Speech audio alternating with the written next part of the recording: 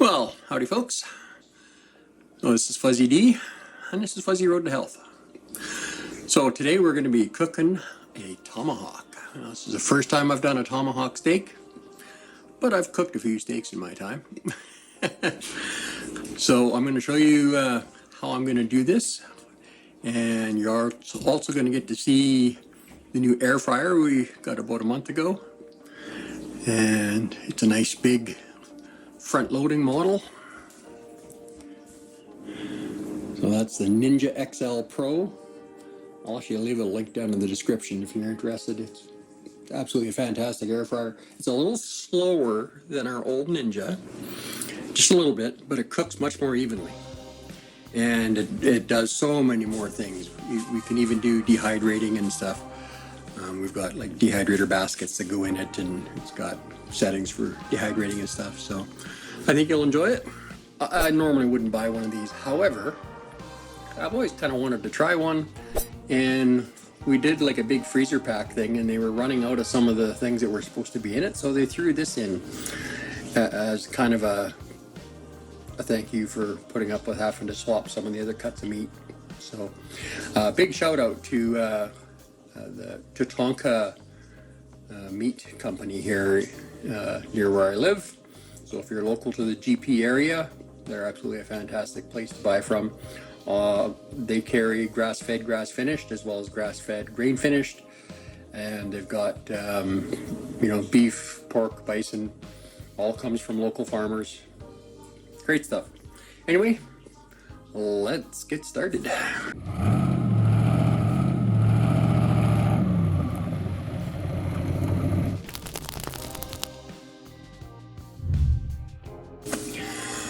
Okay, so I'm going to do this a little different than a lot of people would. This is somewhat of a bit of an experiment for me. I've seen people do something similar to this, but so we're going to try a little different. So first thing I'm going to do is I'm going to start off and sear in a frying pan. So I've got a nice thick bottomed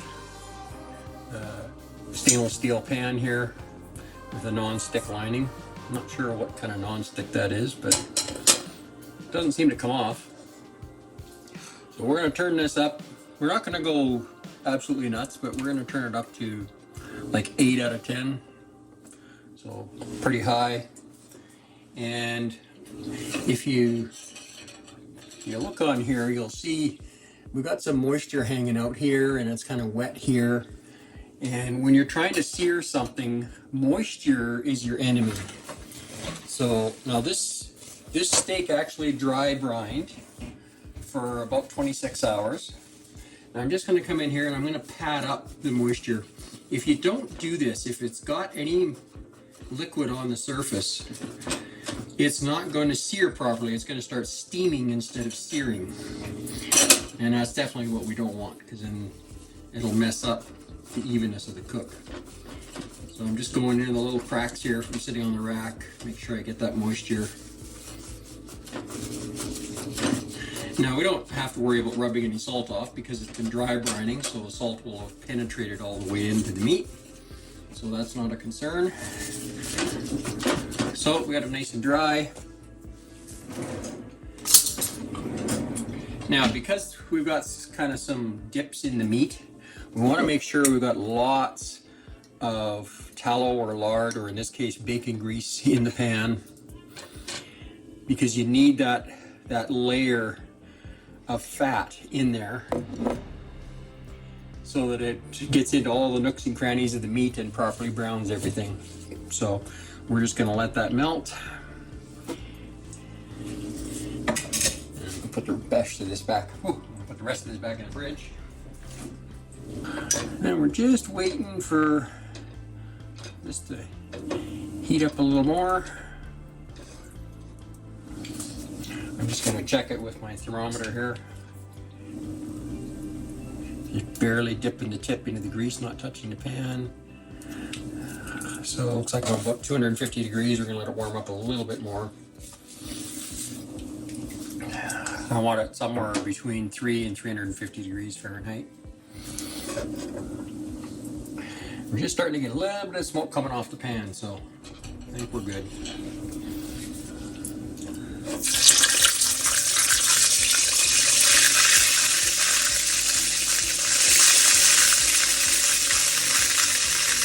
Well, this bone is going to be a problem.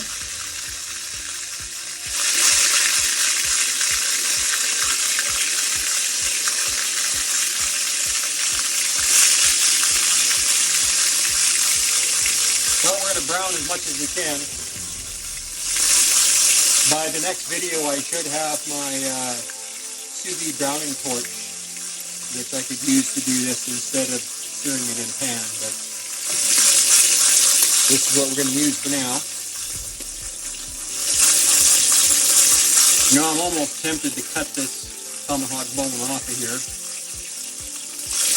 I considered it before I started, but I thought it would be okay because the meat stuck up above the bone a bit. But the sides of the pan are a little higher than I thought.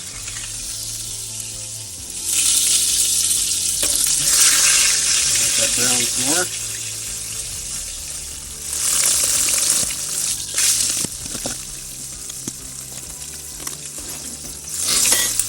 While we're waiting for that, I want to show you guys these.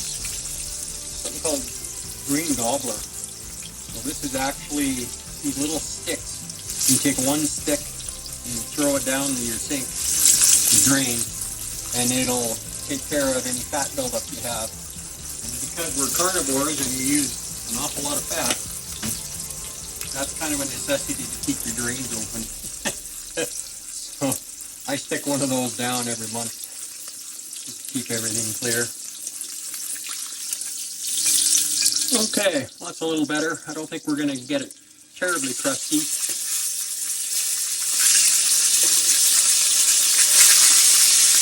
But it's also going to pick up a lot of outer crispiness in the air fryer. We're going to actually do it on air fry rather than bake or boil or anything.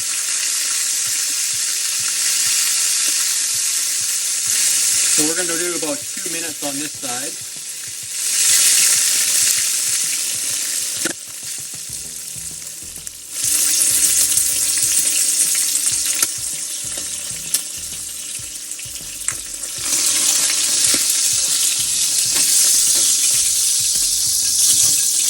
Oh yeah, we're getting there.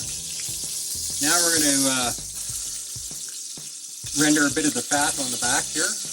We've got a nice thick band of fat, and that always tastes so much better once we've crisped that up and pre-rendered it a bit before we finish cooking this off in the air fryer.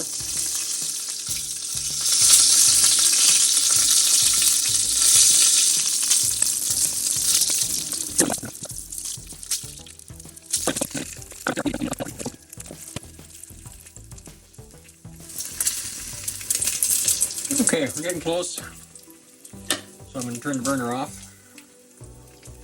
And that thick bottom pan, it'll carry enough heat to finish this.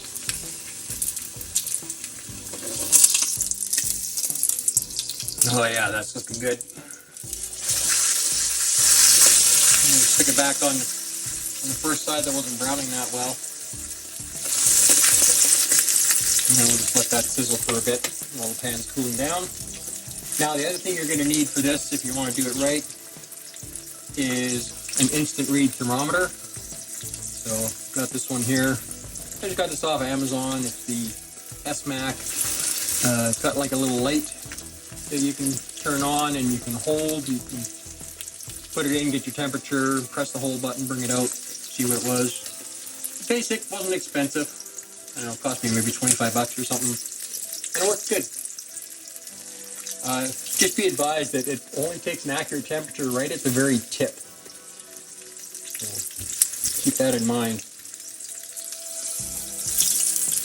All right, we've got a nice crust on that all the way around. So we're just going to stick that on our tray here. So I've got like a slotted tray.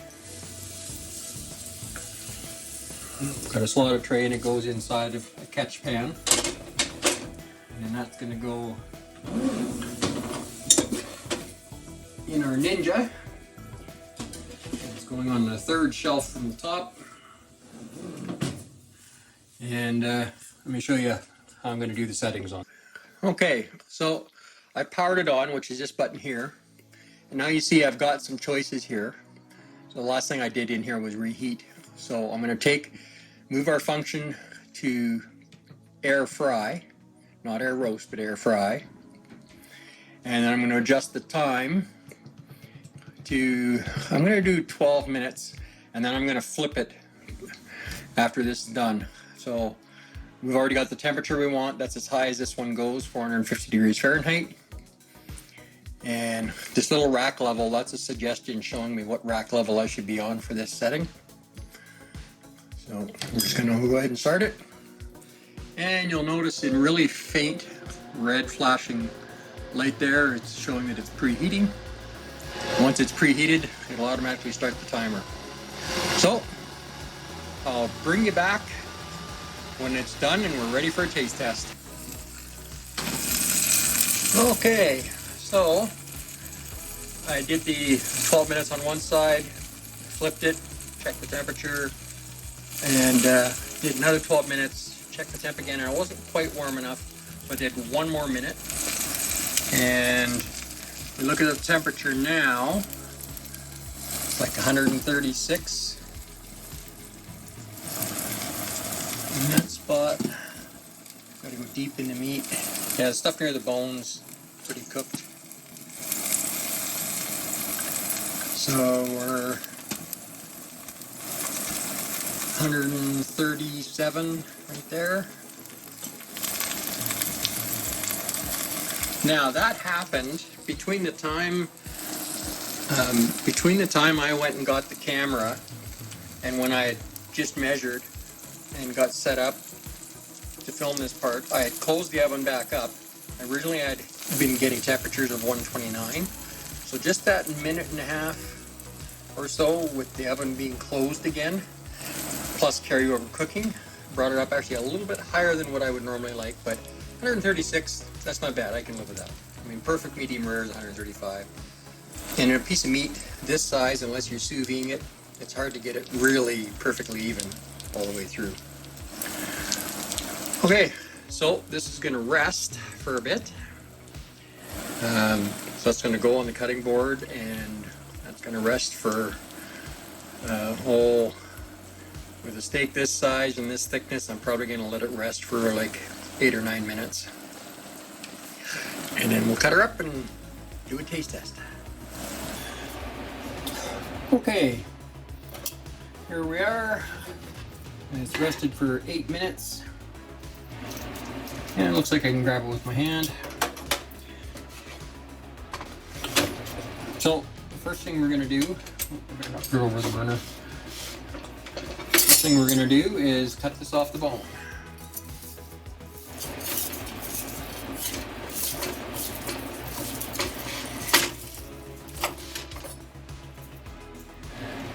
There we go. I can gnaw on that later.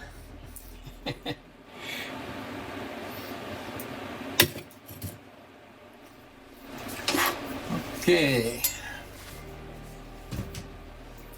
I'm gonna grab myself a plate here.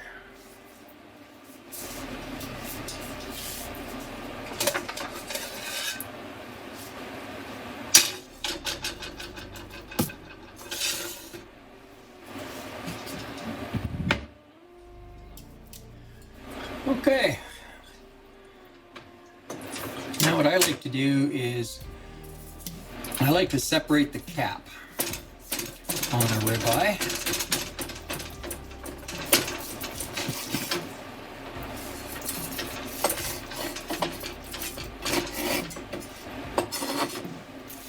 And I'm also going to cut that little bit of fat off, and then I'm going to slice that into bits and use it with the rest of the steak as I eat it. So I don't like trying to cut stuff on my plate because I don't have a kitchen table, so I kind of eat on the couch. Well, that's why I'm pre-cutting everything.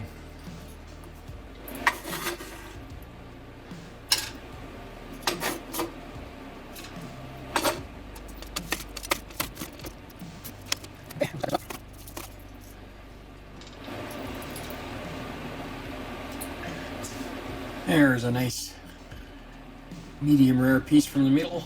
Just a little bit more than medium rare, but that's fine for a piece of meat this size.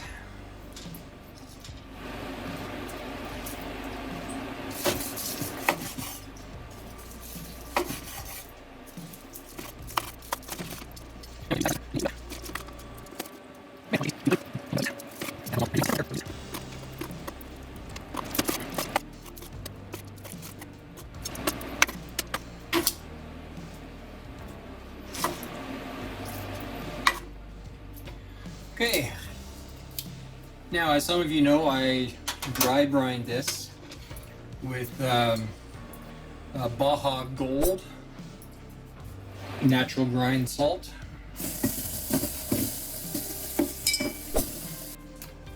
So I've got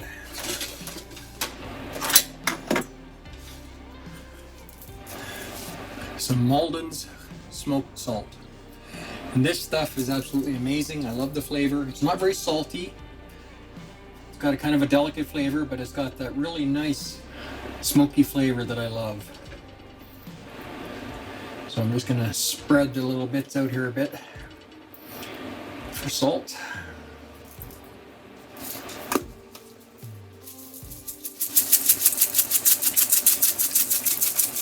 Now this is a large flake finishing salt.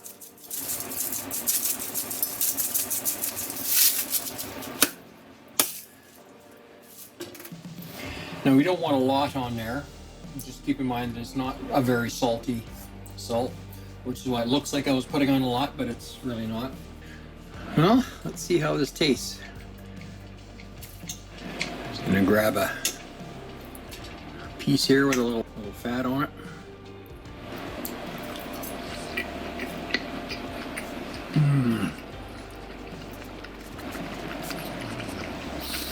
Mm-hmm.